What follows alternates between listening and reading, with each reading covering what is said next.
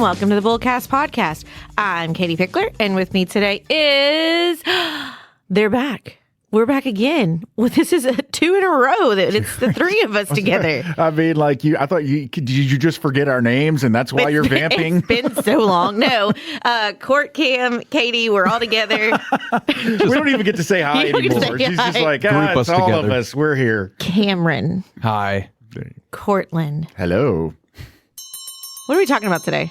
So have you ever heard of any reference to, or maybe you're part of, the 1%? Do you know who the 1% are, or what the 1% is? Or I have heard of that. what it means The to elite. be a 1%er? I think a lot of us hear what that is, but I don't know that a lot of us know what that actually is. It's the top 1%. Yeah, they make reference to the top 1% a lot in politics, on the news, and so forth. I think you think like in college and high school, you may talk about like the top 15%, the 1%, like it's academic wise. Yeah. But yeah, this is definitely more towards political wise, the wealthy. Yeah, you will hear politicians refer to the top 1%. You will hear news reporters refer to the top 1%. They're talking about the people who are the top 1% in terms of their overall net worth, I think, basically would be the easiest way. So this is what Dr. Evil is striving to be. Yeah, sure.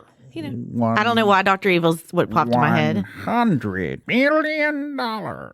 Anyway, It means you've made it and you have zero problems, right? 100%. Yeah, because money fixes everything, right? Well, we're going to talk about the 1% and what it actually means in dollar terms and see how far away all of us are from coming close to that. Far. I'm far. Far. In this episode, we'll break down what the 1% really looks like, income, net worth, habits, myths, and where you might sit in this spectrum. Oh, I mean, I'm sure I'm on the low end. So I'm on the spectrum for sure. So on this, we got a list.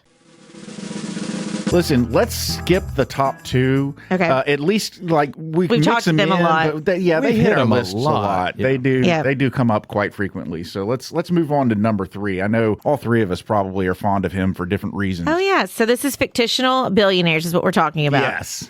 So Scrooge McDuck. Scrooge McDuck. If you do not know who Scrooge McDuck is, DuckTales, David Pickler is that's his favorite cartoon character. If you go to our office, there's lots of I have 2 paintings of Scrooge McDuck in my office. pictures. Yeah, I think one of those is ones I picked up for David, and then he's like, Court can have it in his office. I don't know why he sounds like that, but apparently. He doesn't. Not in real life, but maybe in your head. But DuckTales is great. Net worth often portrayed as $44 billion. This is a guy who has vaults full of gold coins and he goes swimming in them. So Literally clearly- every picture of him I'm Googling is He's him swimming in Yeah. coins. Swimming, Yeah. and you've got the Beagle Boys and Magica Dispel that's always trying to steal his money, but he's got his lucky penny, and that's what he credits everything to, his lucky penny. There's even a family member that's from Scotland that's kind of a little bit of a rival to him, but I forgot about that family member. yeah. Next on the list is one that I'm very familiar with. I don't know how familiar y'all are with him. Yeah. Richie Rich. He was originally a comic book character. I did not know that. Then in the 80s, I think, or maybe late 70s, he was also a cartoon. And then I think it was in the 90s. Then in the 90s. 'cause 90s this was is a what we movie. grew up on. Yeah, there was a movie starring Macaulay Culkin. Was that who played Richie Rich in that movie? Yeah, that's Yeah. right. Because Richie Rich and Blank Check kind of the same time and Yeah. kind of similar. Basically, Richie Rich, the idea is he's this kid that's just super wealthy. He had a McDonald's in his house. His parents are super wealthy. His parents are still alive. He's not like an orphan boy, although In the movie, yeah. most of in the movie where Somebody was trying to kill his parents, and so their plane blew up, but they were able to be on a life vest or a little lifeboat or whatever. And okay, maybe he is an orphan boy, but it's certainly not in the cartoon or the comics and or the movie. His parents never seem to be around. I can't remember if that's actually part of his story. I don't remember him having actually like a tragic backstory. But just imagine being like a 12-year-old with all of the money. I mean, just all of it. But see, he has all the things, his own basketball court, has all this money, but what he misses is friends, playing with people. And so that kind of gives you a little bit of perspective of you can have a lot of money, but then there may always be something that you're missing. Yeah, when his parents suddenly go missing, Richie suspects an executive in the family company is to blame. Mr. Howell from Yes. Gilligan's Island. I grew up on reruns of this on Nick at Night. Now, we're talking about fictional billionaires, and technically the song says a millionaire and his wife. So he And may this, not... Yeah, this says net worth in the 60s equals around $200 million adjusted for inflation. So, the thing about the Howells was they were going on a 3-hour tour, and yet they carried suitcases with them full of all of their things. So clearly they were some people that They're running. expected some sort of lifestyle somehow wherever they went. And yeah, maybe they knew about the crash. Maybe they knew the boat crash was coming because they arranged it. Maybe. You don't know. They were evading taxes. if they were that rich, why didn't they go on a private tour instead of with this cast of With the On the skipper SS and Minnow? I Marianne understand the actress. Let's see, Marianne. It was Ginger was Ginger. Ginger. Thank you.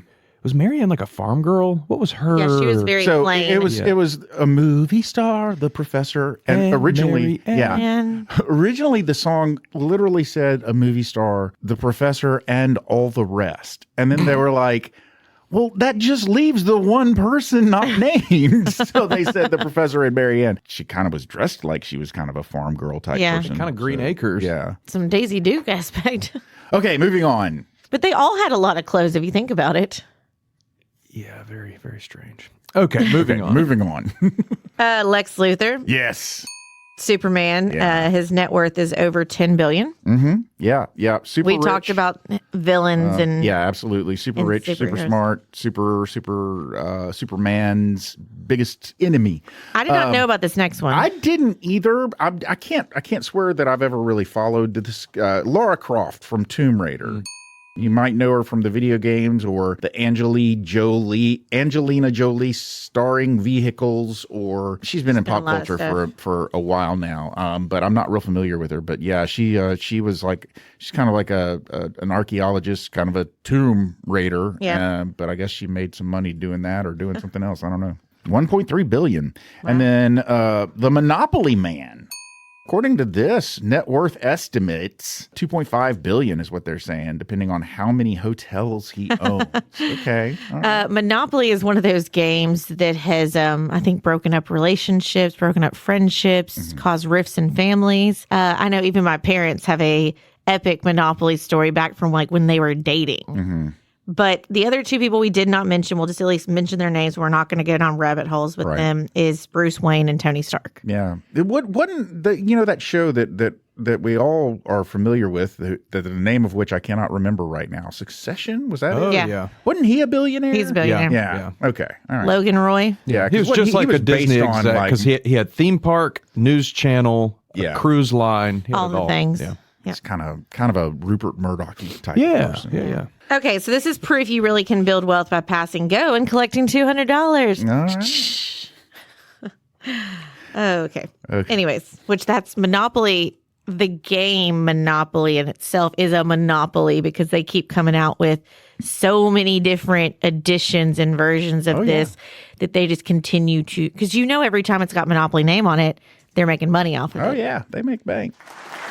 Okay, so defining the 1%, income versus net worth. Okay. The concept of the 1% has become shorthanded for wealth, inequality, and power, but it's often misused or misunderstood. Isn't a lot of stuff these days?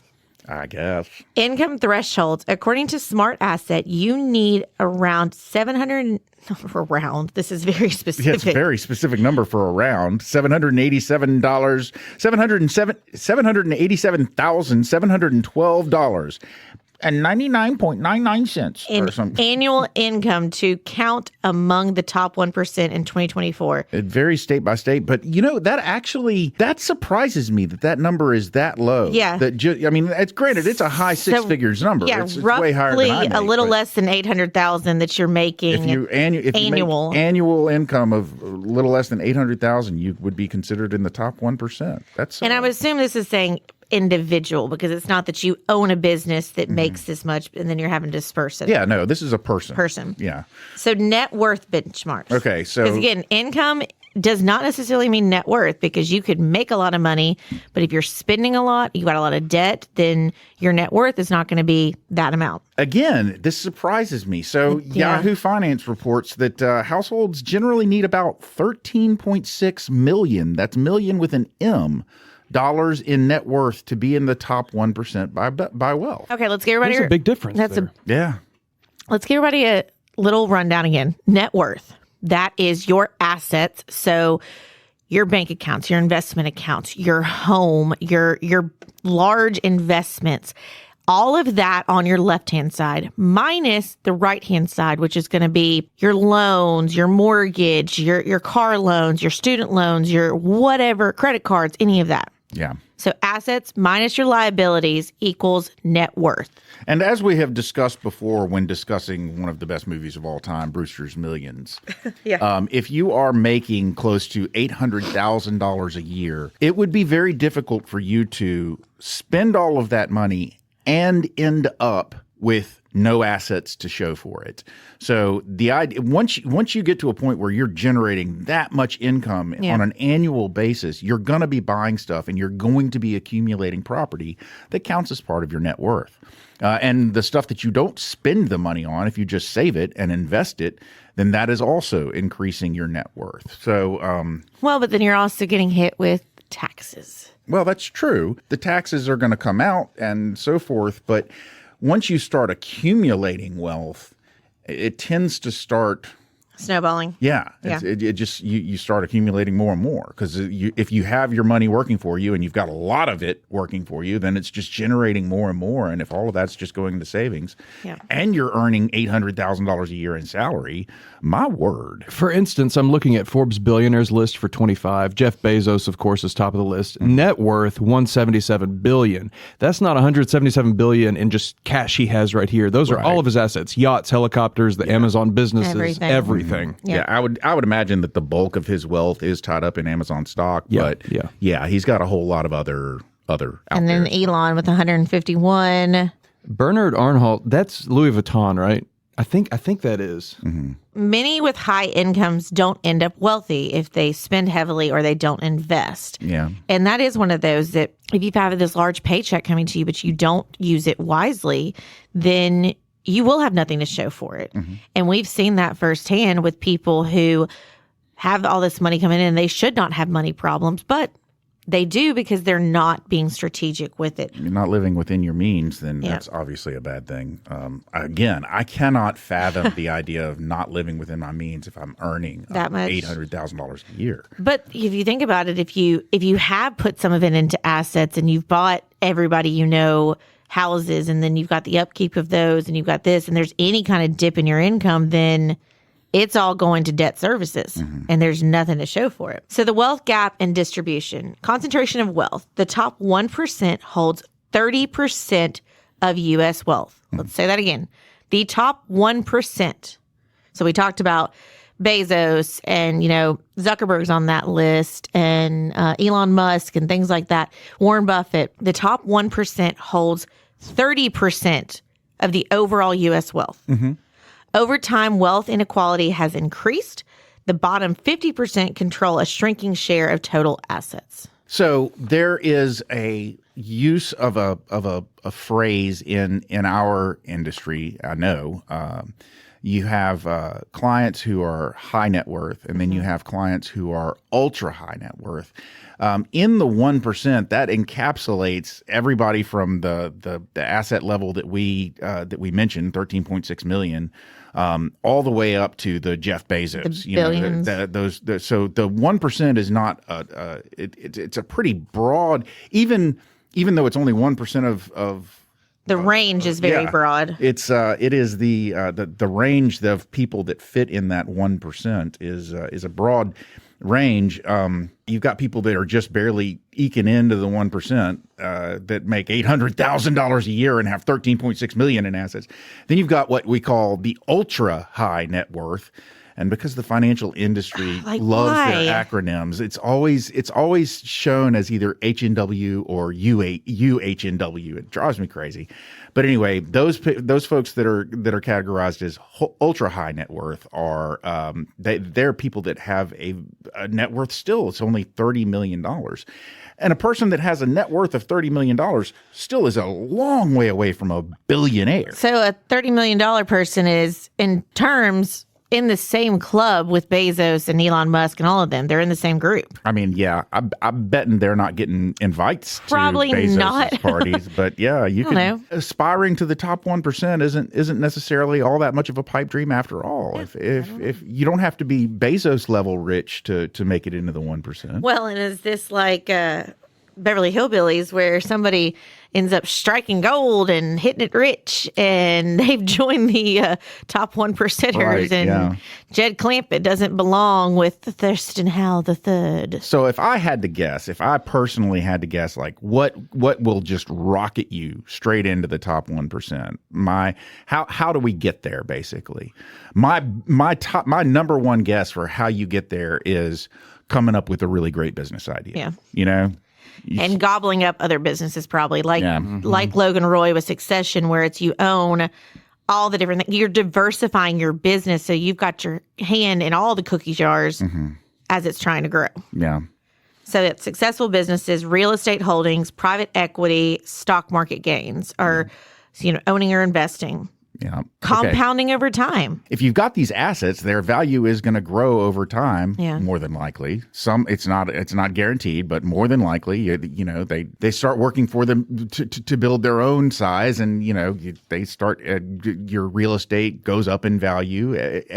Not everything is going to grow over time, but a lot of it does, and that wealth grows. It continues to grow. Even if you start out with such a large amount, start out with that income we talked about, that almost $800,000, and you had that in an investment account earning 7%, very conservative rate, then your money's still, it's growing. It's doing huge things because you're able to start out with that large amount. You're starting out with a lump sum, bigger amounts to play with. But I think where a lot of times people at this level can then get bad investment advice, are probably not in the 1%, but could potentially be, is you've got celebrities and you've got like athletes. Professional athletes comes to mind. That gets thrown into this, and their whole lives, let's talk about athletes. Their whole lives have been working out and learning the game and being a part of this. And then, every once in a while trying to make sure they have a persona out there, even more so now with interviews, but they're not the financial minded.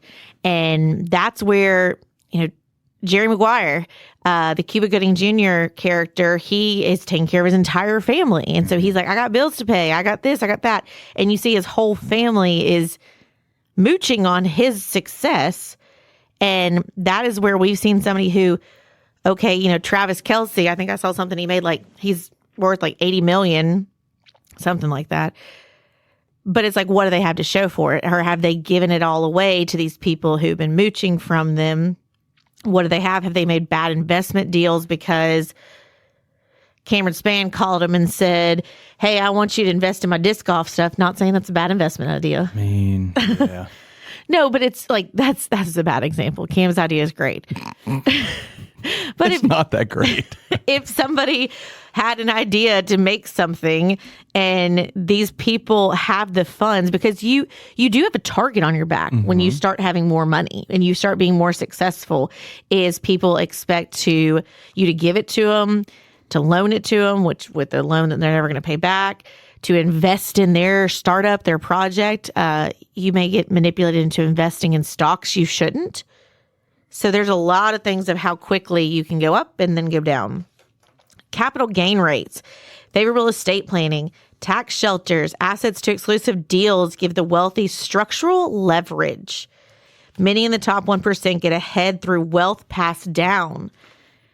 That in itself is we have talked about before on the podcast, generational wealth does not fall how I feel like it falls in some other countries. Some other countries I feel like are doing a lot better job of dynasty trust and generational wealth. And it's when you're looking at like a royal family, something like that. Sure. But I think a lot of times with those, I don't know for sure, but I think a lot of those would be the reason why the next generations are not blowing through all the money is they have incredibly detailed estate planning documents that allows that the family cannot run through all the money versus a lot of what we hear about recently is Logan Roy makes lots of money, has all of this, and then it's passed down and split up between multiple children.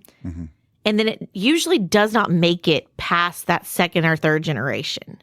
Well, I don't know the statistics worldwide or in the United States in terms of how well a fortune like for instance, a Sam Walton fortune, how well that will continue over the generations. But I have a sense that, somebody that starts off with a fortune the size of Sam Walton, it's likely to pass down through the generations a little bit better than someone who starts off with a significantly lower amount. The Jerry Jones family, we just went to the Cowboys game, the Packers game that was intense, but Jerry Jones family, he owns the Cowboys. He's now got all his adult children involved, as well as the next generation is getting involved. So I feel like they're going to pass stuff down, but it's every time. Well, see, that's a good example of something that I would be shocked and amazed if Jerry doesn't that's going into a trust. That's got to be. It'll employ people for a long, long time. But the Cowboys are he spent like $100 million on the Cowboys, and they're worth over $1 billion now. He's got to do some tax planning with that. I mean, there are some exemptions for estate taxes, but they're not near $1 billion. So he's got to do some tax planning. Anyway, as I say, we're getting off target. Yeah. What about us? Where do we fit in? We're in the 1%ers. So, no. And by us, I mean us at this table, and also our listeners, just generally. The average Joe. Right. The median U.S. household net worth is around $192,200. Not the median household income. That's the median household net worth. Okay, so that's looking at, again, your assets minus your liabilities. So you throw a house. Most people's largest investments is their property. So their house. So if you've got a $500,000 house and you've got a mortgage on that, but then you've got some assets, some retirement accounts built up, and but then you maybe got some student loan debts, things like that. $192,000. Yeah. So here is something that I don't know how people will respond to this number. Median income. So again, for the top 1%, you've got to be net worth of $13.6 million. Top 1% income is $800,000. The median income in the United States for a household is 10% of that. So it's around $83,000. Wow. So that's the median. Okay, so not to median. Not to bore people, but just when we're talking about median, basically that means you're taking all of the figures of everybody's income in the country and lining them all up in a row, no matter how many there are. And this is not the one where you add all of them up and then divide by the number you have. No. This is the one where you find the one that lands dead center. In the statistic list of numbers that you have. So the median is the one that falls right smack in the middle. So of all the incomes that are earned by households in the United States, the median is around $83,000. That's so half are well below this 192. And then half are above. And so you may start, if you don't know what your net worth is, then that's something that you can easily calculate, or you can, work with a financial partner like us at Pickler Wealth. Sure. Think about kind of where do you land on this? And your net worth is an important thing. Is it an important thing to think about only in the way that it gives you perspective of are you balanced? Because a lot of times somebody can have a lot of assets, but if they have the equal amount of liabilities, their net worth is garbage. And it's not like we're all walking around with our credit score and our net worth flashing over our heads. I mean, I think that would help with future dating opportunities. It'd be great. Be like, ooh, I'm going to go over to that 800 credit score and $2 million net worth. I'm going to see that person over there. My word, you are. What? That's what's the word I'm looking for? That's right. You're right. I mean, you're going to tell me you're going to look, if you see somebody that's flashing and it's like, 200 credit score and negative 200,000 net worth, you're going to be like, ooh, stay over there. Yeah. Stay over there. Can I backtrack just for one moment? Yeah, go for it. 100%. You got me all caught up on the Cowboys. Okay. And so, because I can't let things go, tell me the top 5 most valuable sports teams. Katie, no peeking because I'm going to scroll up. Okay. Don't peek. I'm not. Okay. So we know number 1, Cowboys Right. at 10.1 billion. Right. Oh, wow. I didn't realize it was that high. Yeah, That's it's 10.1. They Okay. just hit it. Okay, number. I know she keeps looking. So she probably saw. What's number 2? I would say Man U, probably. Okay, don't do soccer. Oh. Believe it or not. Okay. Believe it or not. What's one of the largest cities in the United States? LA. LA. So give me a pro sports team in LA. The Lakers. Again. Oh, sorry. They are number. What the? They're number 8. Okay. Let's go. Another San Francisco area. Oh, okay. San Francisco. You said L.A., I know, right? I know. Okay, San Francisco. Golden State Warriors Oh, really? at 8.8 billion. Okay. Number 3. Let's go to L.A. I mean, It's not the Lakers. I mean, what else is there in L.A.? Rams. Okay. Okay, and for 4 and 5, let's go to the Big Apple. Give me the 2. Big Apple. I mean, I want to say the Yankees. It is. Yeah. Okay. That's number 4 at 7.55 billion, and number 5, rounding it out, is an NBA team. Well, and then Knicks. it's interesting because then it goes New England Patriots, and then you got New York Giants. So New York's It's big huge. teams are 4, 5, and 7, And then 9. and then 9. Yeah. So your top football is Cowboys, Warriors is basketball, and then Yankees is your top baseball. Yeah. Which that makes sense. Yeah. And guys, Memphis didn't make the list. The Grizz. Oh, well. Okay, so listen, one of the things that you do have to keep in mind is you could see somebody who kind of looks like they're living a relatively low wealth kind of lifestyle, but it does matter where you live. It does, for sure. I can't find a better way to put it. Your wealth will show better in some states than it will in others because you can't.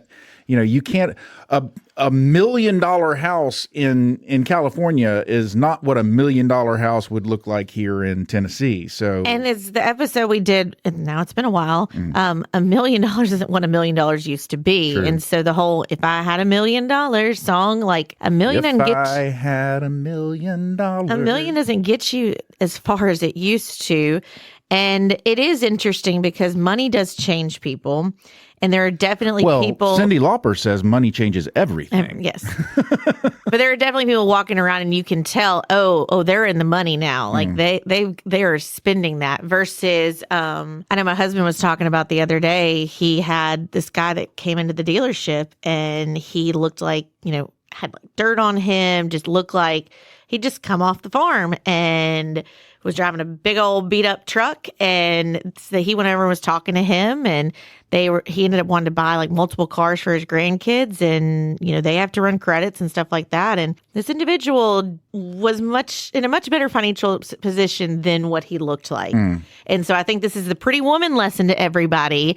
Don't judge a book by its cover. Yeah. Now, granted, she didn't have those dollars. Well, but I believe the story is that Sam Walton, again of Walmart fame, drove around a beater. He was a very, very wealthy man, but he never had the fancy cars. So, well, you and I were I believe it was you. We were in some class, and they were talking about the lesson of treating people with kindness and taking care of people, and especially in our industry.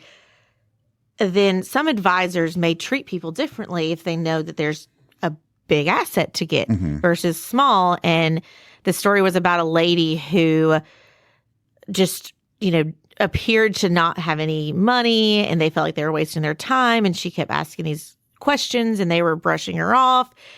And it turns out that the people that all brushed her off did not get the investment, but the one that was kind to her and talked to her like she was a $1 billion client when she really was only talking about a little bit of money. She was the heir to some huge like Coca-Cola or something. Do you remember? That was in one of the classes we were in. it's a tale as old as time. Yeah. I don't remember the specific story you're referring to, but it is. I've heard versions of that story many times. So not all the 1%ers are people that you would expect to be the 1%ers. They and could not only the 1% deserves to be treated with kindness and respect. absolutely. So, yeah. Okay, let's go over some myths. Myths about the 1%, I guess. Round robin? Yep. Yeah, sure. I'll kick it off since I said we're moving on.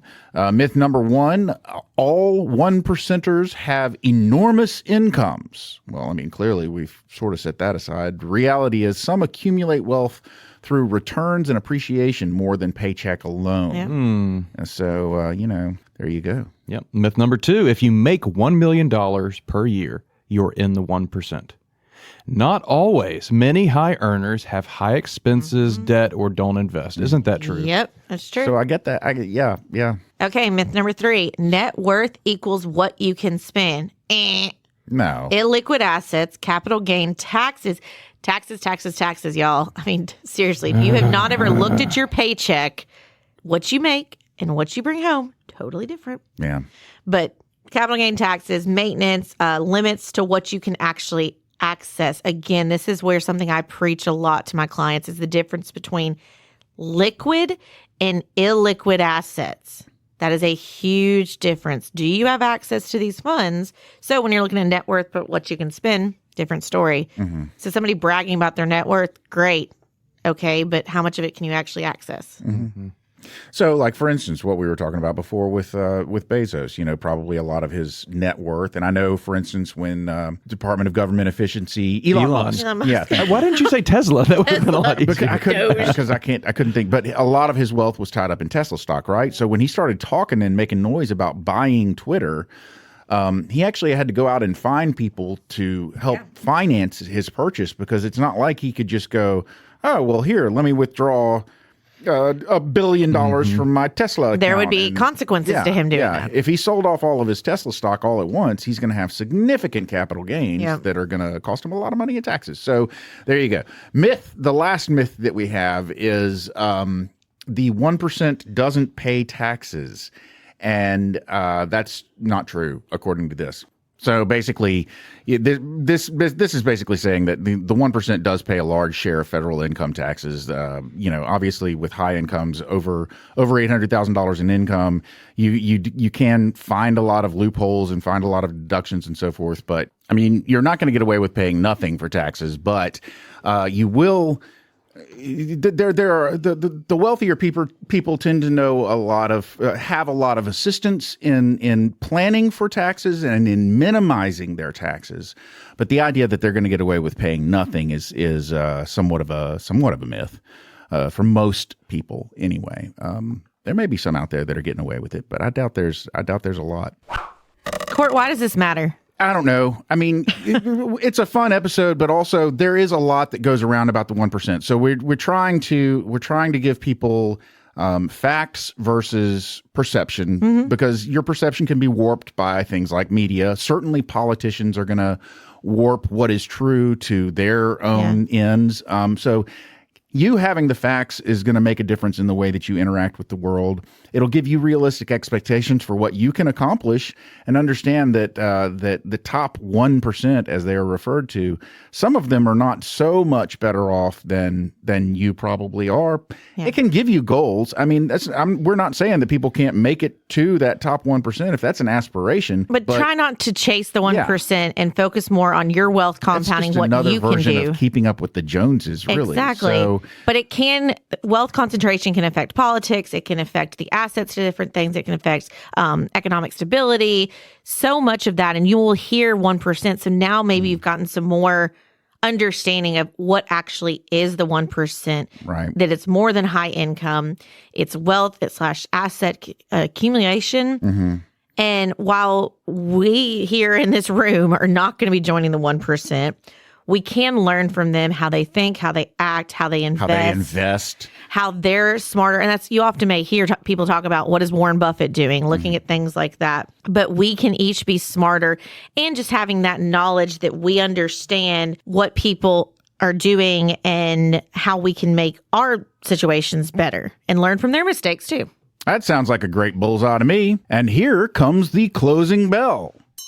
Ladies and gentlemen, you have made it to the end of yet another episode of the BullCast podcast. If you liked what you heard and you'd like to hear more, please feel free to go to your favorite subscription service and sign up to have our podcast delivered directly to your device every single Thursday at noon. If you'd like to find out more about Cortland, Katie, Cameron, or Nicole, please feel free to go to our website. Your website probably wouldn't have anything about us. Go to our website. That website is bullcastpodcast.com. You can see our bios, read about us, and we also have a place where you can drop a comment or suggest a topic that you would like to hear us talk more about. But hey, I did mention pictures. We do have an Instagram handle where you can see more pictures, and that handle is at BullCast Podcast. We also have an X handle, which is also at BullCast Podcast. And rounding out the social media, we have a Facebook page, which is BullCast the Podcast. So check us out there. I do like to mention at the end of every episode, if we haven't mentioned it during the episode, that we do work at a place called Pickler Wealth Advisors.